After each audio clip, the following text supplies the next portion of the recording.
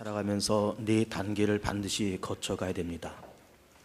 죽음, 그 다음에 부활, 그 다음에 하나님의 심판대 앞에서의 결산, 그리고 천국 아니면 지옥, 이런 네 단계를 반드시 거쳐가야 됩니다. 그러면서 우리는 마지막으로 우리가 가야 할 천국을 소망하면서 그렇게 세상을 살아갑니다.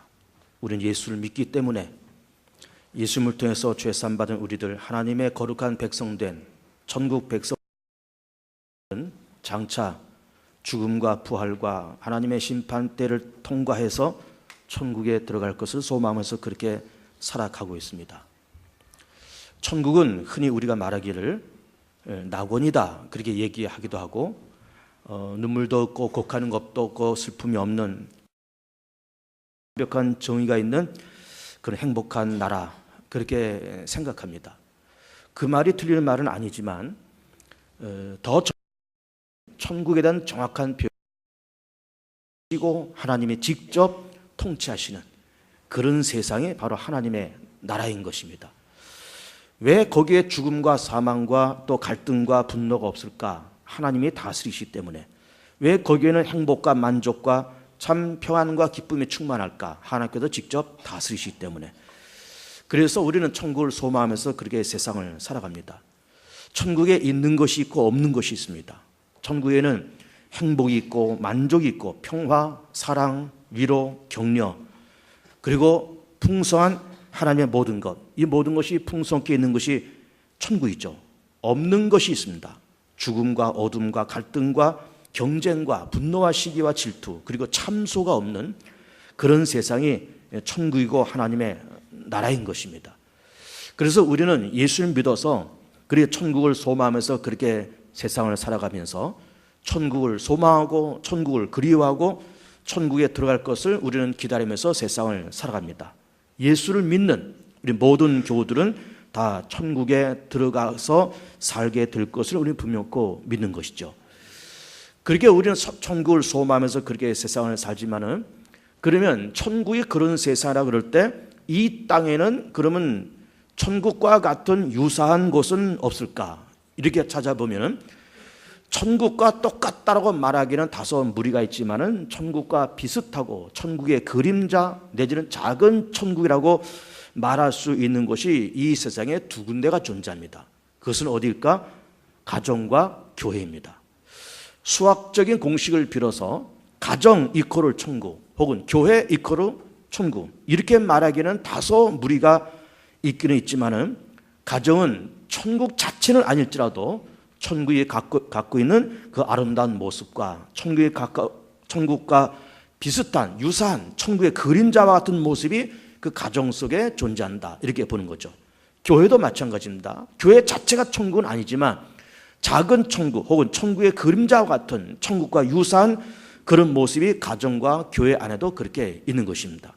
그래서 우리는 이달 5월을 지나가면서 가정의 달을 지나가고 또 오늘 어버이 주일을 지나가면서 우리가 몸담고 있는 가정과 우리가 다니고 있는 이 교회가 천국 그 자체는 아닐지라도 그리스도가 함께 하시면서 또 하나님께서 임마누엘 함께 하시면서 우리 모두가 살고 있는 그 가정 속에 행복과 만족과 평화와 사랑과 위로와 격려가 풍성케 있는 그런 가정들이 되시길 축복하고, 어둠과 갈등과 분노와 시기와 질투가 참소가 없는 어둠의 그림자가 없는 그런 행복하고 평강한 그런 가정들이 되시기를 먼저 축복을 드립니다.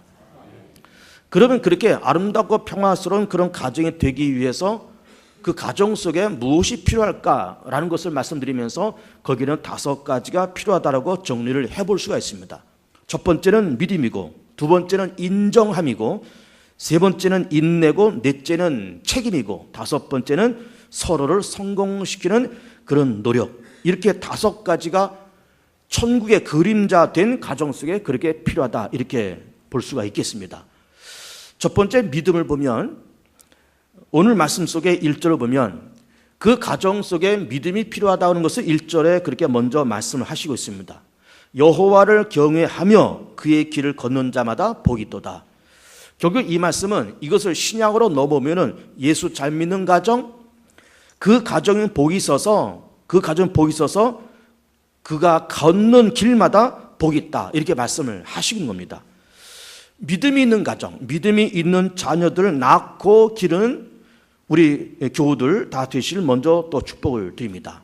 예수 잘 믿는 가정이 먼저 되자 그 말이에요. 또 아이들도 낳아서 기르고 공부시키고 먹이면서 우리가 가지만은 우리가 기른 아이들도 예수 잘 믿는 아이들을 만들 필요가 있다라고 하는 거예요.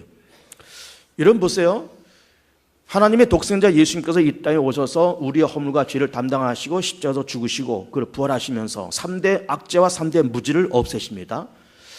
예수를 우리가 믿고 영접하면서 3대 무지가 사라지면서 하나님의 존재를 깨닫고 우리가 피조물 된 것을 깨닫고 그리고 우리가 이렇게 살다가는 지옥 갈 수밖에 없지만은 예수님을 통해서 지옥의 권세를 넘어서 천국 간다는 것을 우리 믿으면서 세상을 살아가는 거예요.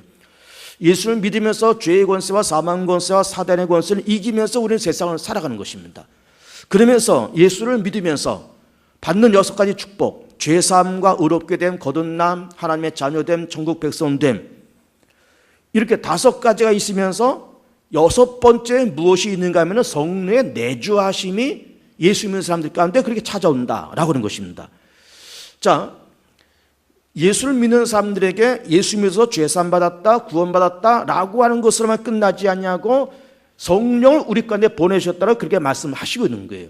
그럼 성령은 누구이기에? 하나님의 영이고 그리스도의 영인데 또 여기 계신 하나님이신데 하나님의 영이 내 안에 계셔서 그러면서 내 안에 계신 성령이 우리의 생각과 이성과 판단과 또 우리의 가는 길과 우리의 가치관과 우리의 습관과 버릇, 우리의 의지와 우리의 이성 이 모든 것을 주관하시고 조조해 나가시면서 성령이 그 사람 속에 이렇게 있으면서 결국 성령의 감동을 통해서 그 사람이 어떤 사람이 되는가 하면 반듯한 인간이 되어가는 거예요.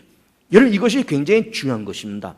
예수 믿어서 우리는 죄사함 받았다, 우리는 나중에 천국 간다 라고 하는 것도 물론 중요하지만 예수 믿어서 성령이 우리 안에 계심에 성령이 우리를 도우시고 역사하셔서 반듯한 인간이 되어간다 이 말이에요. 그리고 옆에서 돕는 분, 성령은 돕는 분이잖아요. 옆에서 돕는 성령께서 우리가 연약할 때 힘주시고 갈 바를 알지 못할 때 길 열어주시고 우리가 곤고할 때 희망과 소망을 주시면서 그러면서 우리의 생각을 정리시키고 우리 이성을 정리시키고 우리 감정을 정리시키고 우리의 습관과 버릇도 고쳐가시면서 우리가 잘못된 비전, 잘못된 인생관을 가지고 갈 때 성령께서 우리를 고쳐가시면서 아버지 하나님이 원하시는 그런 삶의 비전과 방향을 향해서 가게끔 우리 속에서 역사하시는 성령이 계시기에 예수 믿어서 성령이 그 안에 계신 사람은 시간이 지나가면서 반듯한 인간이 되어가더라라고 하는 것입니다.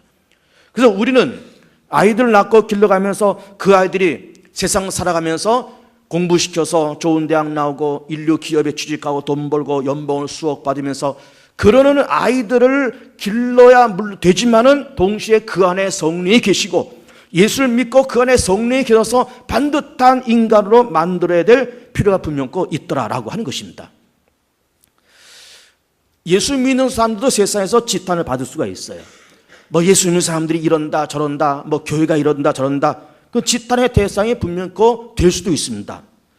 그러나 총체로 놓고 보면은 그래도 예수 믿는 사람들이 안 믿는 사람들보다는 훨씬 낫습니다.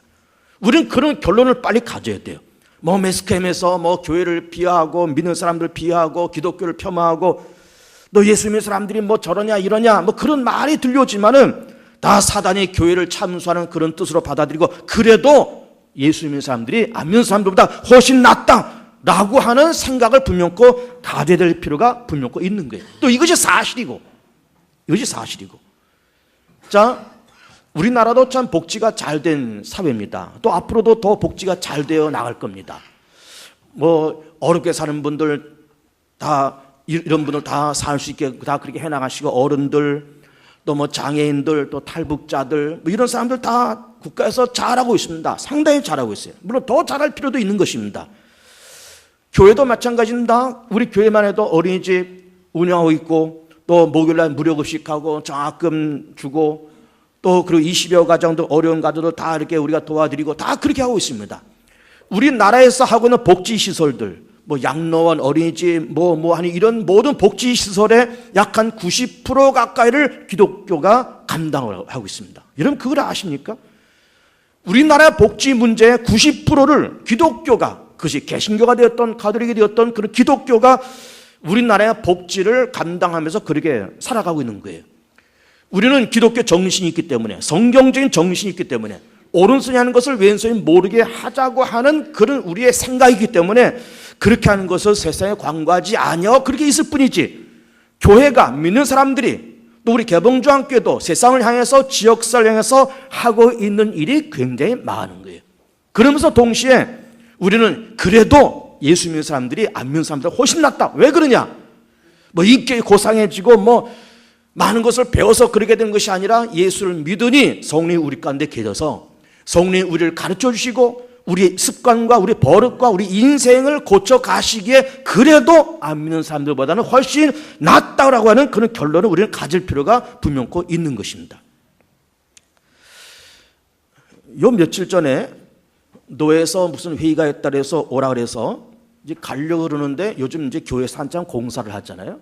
또 이 교회 옆에도 또 뭐 집을 헐고 집을 짓고 하는 공사를 하기 때문에 제 승용차가 저 어린이집 1층 그쪽 주차장에 이렇게 파킹되어서 차를 넣기도 힘들고 빼기도 힘들고 요즘 그렇습니다.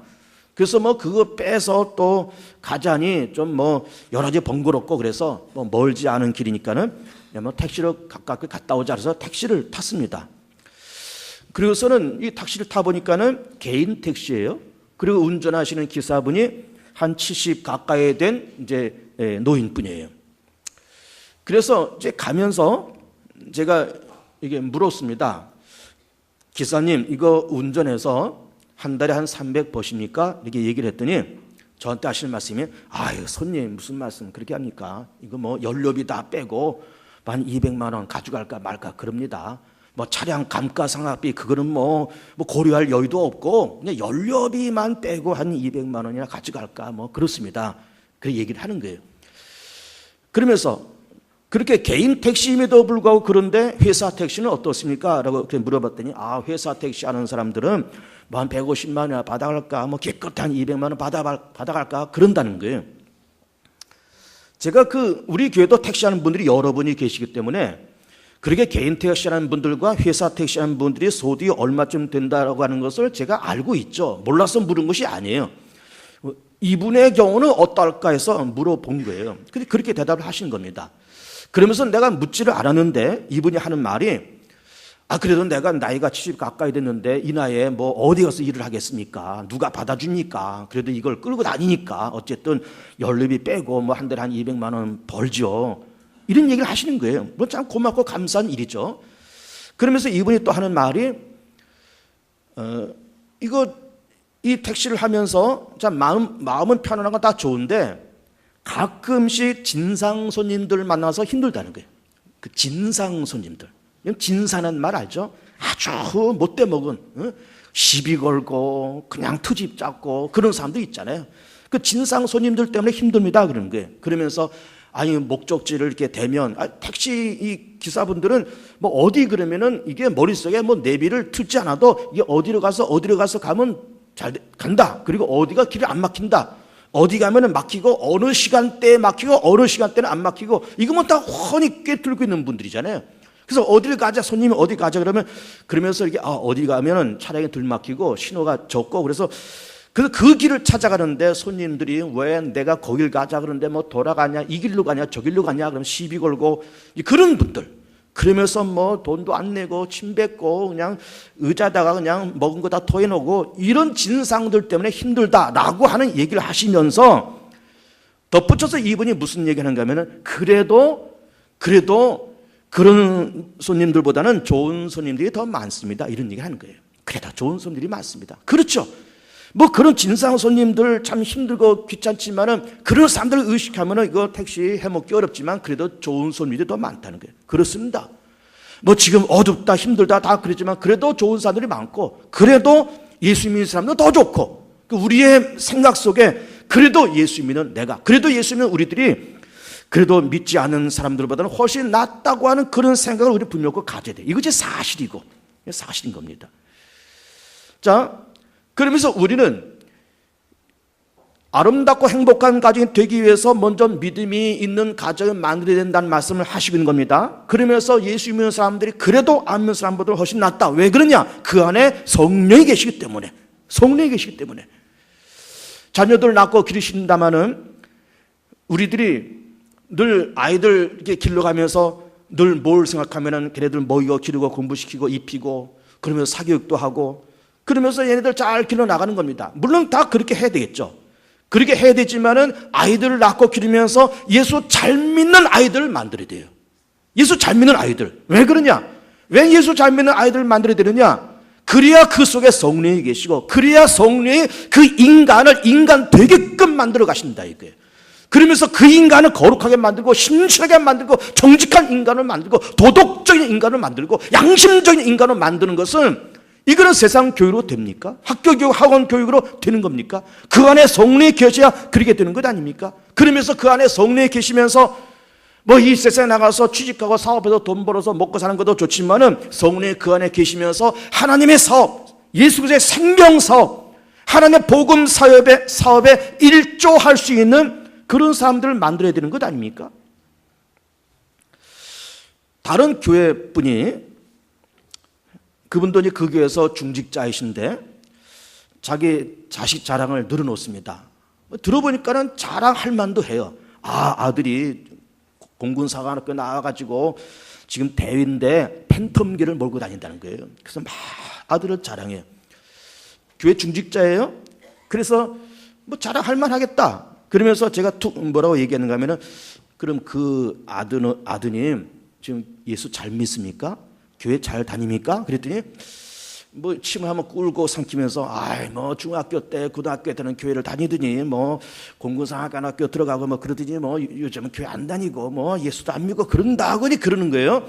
여러분 보세요. 이게 우리도 마찬가지일 거예요. 우리도 교회 중직자임에도 불구하고 그래서 우리가 예수 10년 믿었다 20년 믿었다 예수 안에 생명 있고 예수 안에 죄사함과 하나님의 자녀됨의 길이 있고 예수 믿는 성령의 그 안에 계시고 우리가 다 이게 머릿속으로 아는 바예요. 아는 바지만 그래서 우리가 아이들 길러서 뭐 이렇게 대학 보내고 공부시키고 뭐 사교육 시켜서 난 물론 그렇게 번듯한 아들들 두면서 참 자랑스럽긴 하지만은 예수 잘 믿는 아이 만들어야 됩니다. 교회 잘 되는 아이들을 만들어야 돼요. 그래야 되는 겁니다. 어떤 분도 이렇게 자랑하잖아요. 누구네 집 자식 잘 길렀어. 그러는 거예요. 그래서 그 사정 알아보니까 그 집 아들이 뭐 이렇게 해서 뭐 의과대학을 나와서 의사가 돼서 어느 종합병원에서 이렇게 그 의사로 지금 일하고 있다고 그래서 자랑하는 거예요. 교회 다닙니까? 안 다닌대요. 예수 믿습니까? 안 믿는다는 거예요. 이런 경우가 한둘입니까?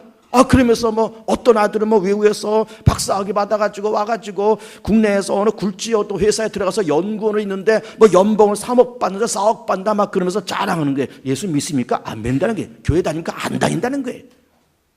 응? 어떻게 생각됩니까 여러분? 물론 아이들 번듯하게 잘 길러서 연봉 2, 3억 받는 아이들 만들어야 되고 좀 이렇게 뭐 번듯한 직장에 이렇게 세우고 우리 아들이 이렇게 됐다라고 정말 어깨가 으쓱할 만한 그런 아이를 만들어야 되겠지만 예수 잘 믿는 아이, 교회 잘 다니는 아이들을 만들어야 돼요. 교회 잘 다니는 아이들. 왜 그러냐? 그 안에 성령이 계셔서 성령이 그 인간을 인간 되게끔 만들어 간다니까요. 그러면서 그렇게 교회를 다니고 신앙생활을 해가면서 예수를 믿어가면서 하나님의 마음이 뭐예요? 하나님은 모든 사람들이 다 구원을 받으며 진리를 아는 데 이르기를 원한다고 말씀하셨고 땅끝까지 이르러서 내 증인되라 말씀하셨고 내가 어디를 가니 내 증인되라 그렇게 말씀하셨는데 우리가 무슨 직업을 갖고 우리 아이들이 뭐 외국에서 무슨 학위를 받고 연봉을 얼마나 받든지 간에 그 안에 성령이 계시면서 교회를 열심히 다니면서 예수 믿고 교회에 충성하면서 교회에서 집사되고 장로되고 권사되고 또 어떤 사람은 어떤 삶에 있으면 신학교 가서 목사가 되고 물론 사회에 나가서도 번듯한 자기 직업을 갖고 자기 가정을 갖고 그러면서 그 안에 성령이 계시며 성령의 그 인생을 인간 되게끔 사람 되게끔 만들어가면서 하나님의 생명사업 하나님의 복음사업에 일조할 수 있는 그런 사람을 만들어야 되지 머리만 큰 사람을 머리만 큰 아이들을 만든 것은 아닌가라고 하는 생각을 우리는 해야 되는 겁니다. 해야 돼요. 세상적인 직업과 연봉을 얼마 받느냐 그것이 아무 소용없다 그런 말은 아니에요.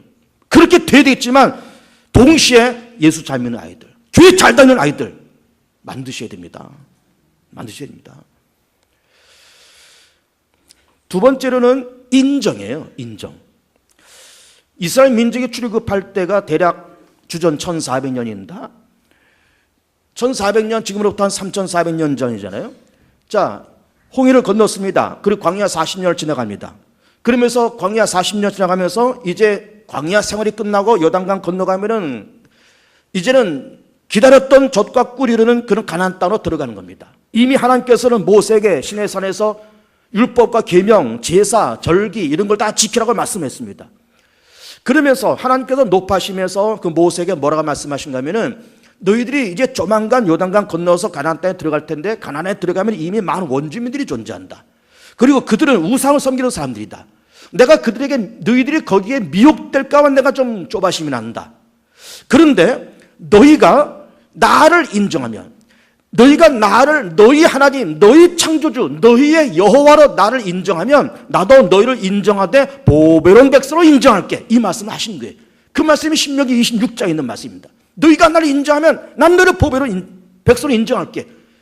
여러분, 인정이라는 말은 굉장히 중요한 겁니다. 아주 단순한 말 같지만, 흔히 쓰는 말 같지만 굉장히 중요한 말이에요. 그러면 인정하면 어떤 사건이 벌어지는가? 인정하면 관계성이 형성되고, 인정하면 소통이라는 거예요. 소통이라는 겁니다. 그러니까는 이스라엘 민족을 향해서 하나님께서 너희가 나를 인정해봐. 나도 너를 인정할게. 그냥 보통은 인정하지 않은 것이고 보배로운 백성을 인정할게. 그게 서로가 인정하면서 관계성이 형성되고 소통의 사건이 벌어지는 거예요. 소통의 사건이 벌어지는 겁니다. 그래서 인정이라는 거는 굉장히 중요한 거예요. 굉장히 중요한 겁니다. 자, 우리 오늘 이번 달 가정의 달이고 오늘 어버이 줄인데 여기 뭐 어르신들 다 이렇게 앉아 계시잖아요. 다 자식들이 다 있는 가정을 다 갖고 계십니다. 그러면 우리가 과거 우리가 결혼했을 때 뭐 결혼하기 할 때까지 그 과정은 전부 다 다를 수가 있습니다. 뭐 어떤 사람들은 뭐 연애하다가 결혼해서 한 사람도 있고, 어떤 사람은 중매로, 어떤 사람은 결혼 정보회사를 통해서, 어떤 사람은 뭐 같은 뭐 고향 친구다, 뭐 같은 교회 다녔다. 그러면서 서로 만나서 결혼해서 가정을 꾸려서 살아가는 거예요. 그러니까는 만나서 결혼해서 일생 살지만은 그 결혼하기까지의 과정은 모두가 다 색깔과 내용과 과정이 다 다릅니다. 그러나 어떻게 만났든지 간에 내가 지금 만나서 사는 이 여자가, 또 내가 만나서 사는 이 남자가 하나님께서 하나님의 작정과 하나님의 예정과 하나님의 깊은 섭리 속에 만나서 부부로서 살아간다고 하는 것을 인정을 해야 되는 거예요. 이걸 인정해야 됩니다. 그냥 뭐 만나서 뭐 결혼식하고 뭐 가서 뭐 구청 가서 뭐 혼인신고하고 그랬으니까 산다, 이것이 아니라 하나님이 이 여자를 내 아내로, 하나님이 이 남자를 내 남편으로 짝 지어줬고, 이거 하나님의 계획, 하나님의 역사, 하나님의 축복, 하나님의 작정됨, 그렇게 우리가 생각할 필요가 분명히 있더라 이 말. 그렇게 인정할 필요가 있는 거예요. 오다가다 만났을지라도 하나님 작정과 계획 속에 내가 만났다고 하는 그런 생각과 그런 인정이 분명히 필요한 거예요. 이게 분명히 필요합니다. 그래서 성경에서는 하나님께서 짝주신 것이니, 하나님께서 짝주신 것이니, 너희들이 오고 가다가 눈 맞아서 만나서 그렇게 결혼하는 거 아니야. 내가 짝주어진 거야. 이 사람이 중매쟁이가 와서 뭐 이렇게 해서 만나서 결혼했지만은 이건 내가 짝지어진 거야. 그러니까 이걸 인정하고 이걸 사람이 나누지 못해. 이렇게 말씀하시는 거예요. 그러면서 우리는 창세기 말씀 보면 하나님께서 아담과 하와를 창조하시면서 아담이 잠든 사이에 뼈를 하나, 갈비뼈 하나 빼서 거기다 흙을 채워서 하와를 만드시잖아요. 그렇게 만드시면서 이 아담에게 뭐라고 말씀하시는가 하면 그 하와를 데리고 오시면서 이 하와가 네 아내다. 그러면서 이 하와는 네 뼈 중에 뼈고 네 살 중에 살이다. 하나님께서 짝지어지고 사람이 나지 못할지나, 그렇게 말씀하시는 거예요. 여러분, 뼈 중에 뼈, 살 중에 살이라는 말이 뭘까요? 그 말씀을 바꾸어서 뼈 중에 살, 혹은 살 중에 뼈, 그러면은 뼈와 살은 분리가 가능하잖아요. 갈비 먹으면서 살은 뜯어먹고 뼈는 발라버릴 수가 있는 것 아닙니까? 근데 뼈 중에 뼈, 이건 뭘까요? 살 중에 살, 이거는 분리할 수 있는 성격의 것이 아니라는 거예요. 이거는 사람이 뗄래야 뗄 수가 없다는 거예요. 뼈 중에 뼈, 이거 어떻게 띱니까? 이걸 살 중에 살, 어떻게 띱니까? 분리가 불가능하고, 분리가 불가능할 뿐만 아니라 분리할 수 있는 성격이 아니라는 거예요. 이 가정은 그렇다는 거예요. 특히 부부는 그렇다는 거예요. 그러면서 인정하라는 겁니다. 뭘 인정하라는 걸까요? 이렇게 만나서 오가다 눈 맞아서 혹시 만났을지라도 너니 내니 뭐 언니니 오빠니 그러면서 만났을지라도 그래 만나서 결혼했지만 이건 내가 내 섭리와 내 작전과 내 계획 속에서 너희들이 만나서 부부가 된 거야. 내 계획이야. 그러니까는 내가 짝지어진 거니까 너희들 나누지 말어. 그러면서 그것을 인정하라는 거야. 하나님께서 짝지으신 것을 인정하고 이 남자가 내 남편, 이 여자가 내 아내라고 하는 것을 인정을 하라는 거예요. 그때 소통이 일어나고 관계성이 형성된다 이거예요. 이거 굉장히 중요한 겁니다, 여러분. 이 얘기가. 이것이 하나님과 우리와만의 문제일까? 그렇지 않습니다. 이것이 우리 인간 사회 속에서 똑같이 통용되는 그런 이야기인 겁니다. 우리가 다 어딘가에 가서 뭐 월급 받고 우리가 다 그렇게 일한다 그럴 때 어디 들어가서 오너하고 월급을 받는 나하고 내가 지금 몸담고 있는 이 직장의 오너를 내가 인정하지 않는다. 또 오너가 월급 받아서 먹고 사는 나를 인정하지 않는다. 난 너를 종업으로 인정 안 해. 또 종업으로 사장을 해서 난 당신을 사장을 인정 안 해.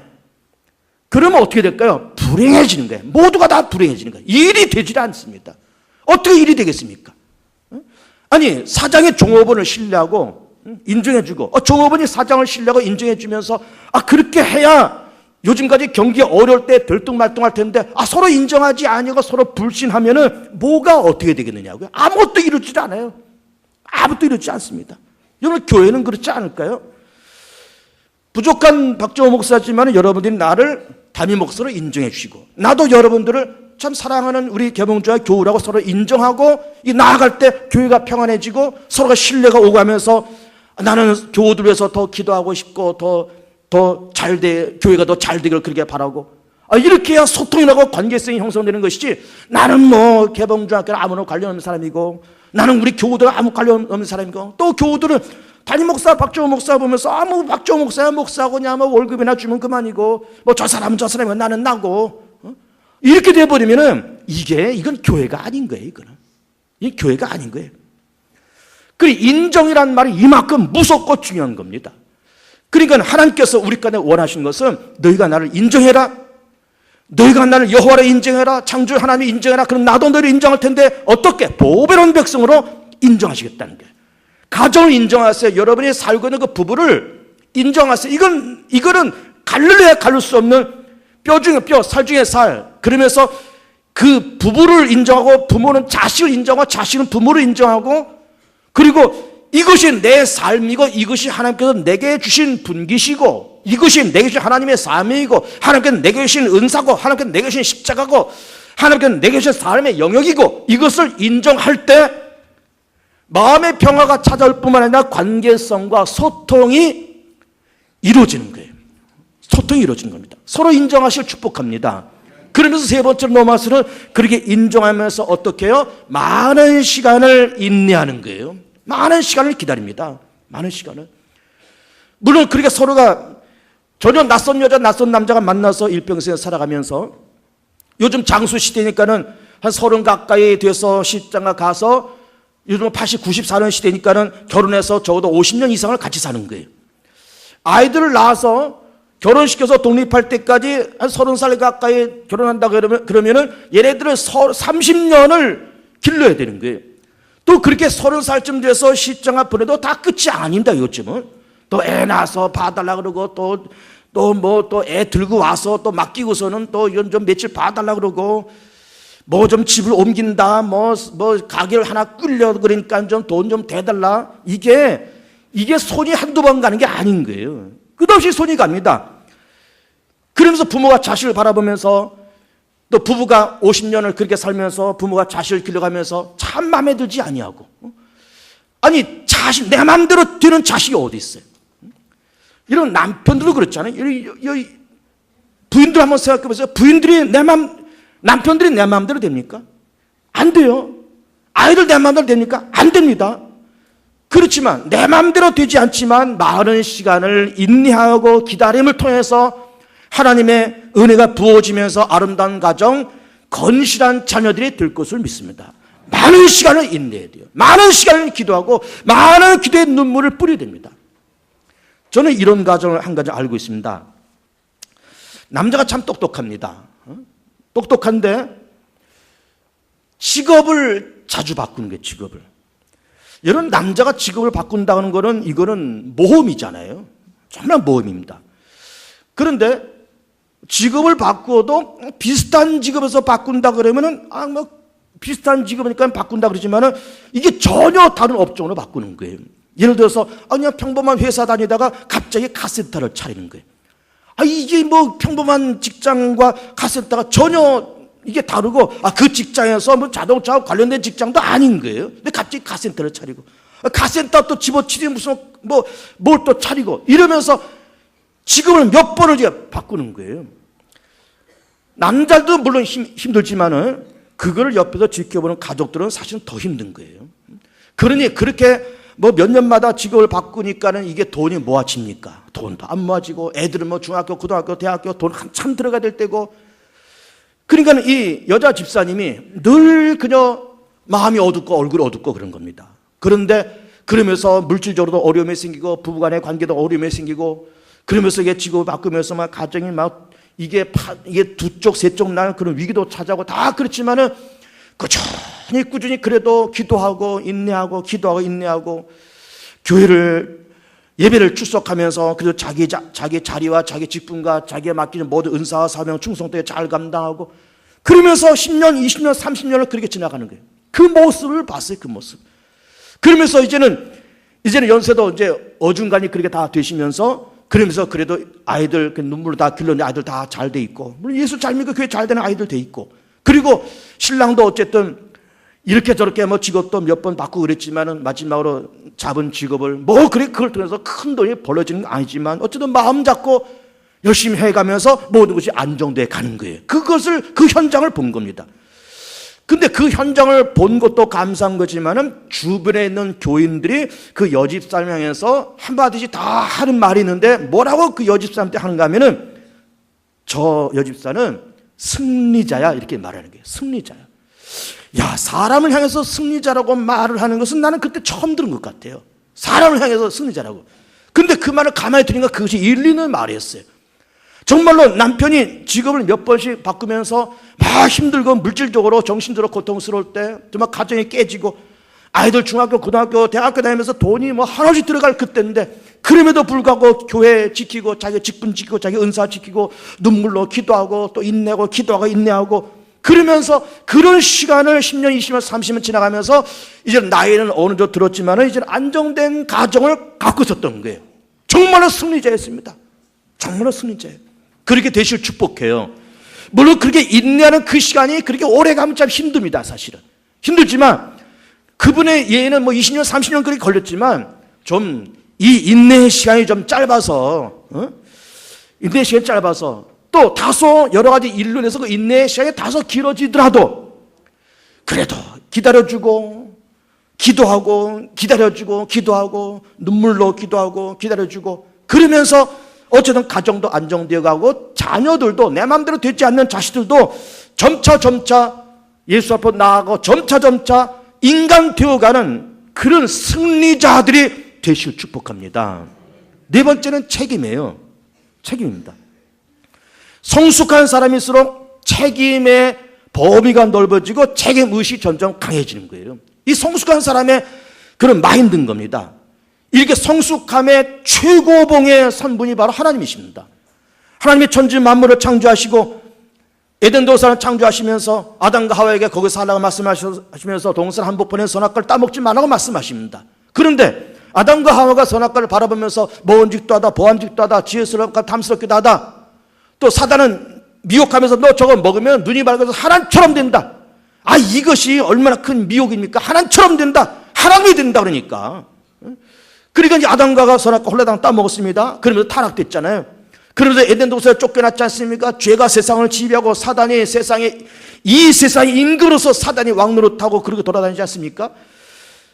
그런 엉망진창된 세상에서 하나님은 그렇게 타락되고 병든 세상을 버리고 다른 세상을 창조하고 그렇게 타락되고 하나님을 업신여기는 아담과 하와 다 물리치고 새로운 하와를 만드셔도 되는데 망가진 이 세상을 그래도 버리지 아니하시고 사실은 당신 책임이 아니잖아요. 당신 책임 아님에도 불구하고 그 책임을 당신께서 스스로 짊어지고 감당하시면서 그러면서 그래도 이 병든 세상을 사랑하시면서 독생자 예수님 이 땅에 보내시잖아요.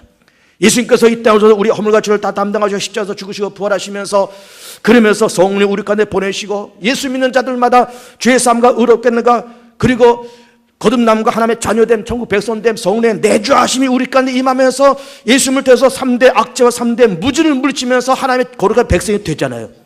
왜 그렇게 됐을까? 왜 그렇게 됐을까? 예수님 때문에 우리가 그렇게 됐을 뿐만 아니라 하나님께서 인류를 향한 뜨거운 사랑, 하나님께서 인류를 향한 뜨거운 책임감, 그 뜨거운 책임감이 오늘날에 우리를 만들었고 그 뜨거운 책임감이 오늘의 내가 있기까지 하나님의 뜨거운 책임감이 있었음을 보기를 축복합니다. 이걸 볼 줄 알아야 돼요. 하나님은 놀랍도록 책임의식과 책임 범위가 넓고 한이 없는 하나님이십니다. 부모도 자식을 낳으면서 여러분 30년 돼야 아이들이 장가가고 싶겠지만은 그래도 자식들을 끝까지 책임지세요. 아내는 남편을 끝까지 책임지세요. 내 마음대로 되지 아니하고 내 손에 잡히지 아니하고 내가 원하는 만큼 그런 분량이 아니지만 내 남편은 내가 원하는 분량이 아니에요. 내 아내가 내가 원하는 만큼의 그런 여자가 아닐 수가 있어요. 내가 낳고 기르는 아이들은 내가 원하는 만큼의 분량의 아이들이 아닐 수가 있습니다. 그러나 그 아이를 책임지고 그 부부를 책임지면서 그래도 이걸 끌어안고 그러면서 끝까지 인내하고 기도하고 그러면서 성공시키는 작업이 있길 축복합니다. 마지막으로 그래서 성공시키는 거예요. 성공시키는 겁니다. 하나님은 우리를 성공시키려고 예수님이 이 땅에 보내셨어요. 놀라운 얘기 아닙니까? 우리는 태초부터 우리는 죄인이고 우리는 절대적인 죄인이고 절대 타락한 자이고 우리는 절대로 구원받을 수 없는 자이고 우리는 절대로 의의 세계에 접근도 못할 우리들인데 하나님께서 우리를 성공시키려고 예수님을 보내시고 예수님 십자가의 공로를 통해서 우리가 예수님을 통해서 구원받아서 하나님의 자녀들은 그러면서 그 천국을 유업으로 받을 자가 되었다 이거예요. 놀라운 것 아닙니까? 우리를 구원하기 위해서 하나님께서 독생자를 보내셨지만은 하나님께서 우리를 각자 한 사람 한 가정 민족이면 민족, 나라면 나라, 공동체면 공동체, 개인이면 개인, 가정이면 가정을 모두가 다 성공시키려고 하나님의 독생자 예수님을 이 땅에 보내신 거예요. 예수님을 통해서 의로워지고 예수님을 통해서 성공하실 축복하고 예수님을 통해서 성공하셨고 계속 성공하실 축복하고 동시에 가족 구성원들, 아이들, 남편 성공시키를 축복합니다. 여인들의 최고의 목적은 무엇일까? 여인들은 남편을 성공시키는 거예요. 남편을 사회적으로 성공시키고 교회에서도 성공시키고 부모의 1차 책임은 뭘까요? 자녀들을 성공시키는 겁니다. 예수 잘 믿는 아이들로 세상에서 쓰임받고 인정받는 아이들로 그렇게 성공시켜야 되는 게 그런 차원이 필요합니다. 예수 잘 믿는 아이들을 만들어야 되고 세상에서 성공을 인정받는 아이들을 만들어야 되고 아이들을 성공시킬 책임이 부모 가운데 있는 것이고 그리고 자녀들은 부모의 노후와 부모의 생활을 책임지고 부모도 성공시킬 수 있는 그런 믿음과 깨달음이 젊은 우리 자식된 입장에서도 분명히 필요한 겁니다. 말씀을 마치겠습니다. 좋은 가정들 되시길 축복합니다. 믿음의 가정들 되시길 축복합니다. 서로 인정하고 인내하고 책임지고 서로를 성공시키는 그런 가정들이 되어서 오늘 본문의 말씀 속에 우리 가슴에 와닿는 그런 단어가 두 가지가 있어요. 첫째는 5절에서 번영, 6절에서 평강, 예루살렘의 번영, 이스라엘의 평강. 이런 번영과 평강이 우리 교회 안에, 이 번영과 평강이 우리 교우들의 삶 속에, 이 번영과 평강이 우리 교우들의 자녀들의 삶 속에, 번영과 평강이 우리 교우들의 생활 속에, 번영과 평강이 우리 조국 대한민국 위에 충만해지기를 주의 이름으로 축복하며 축원을 드립니다.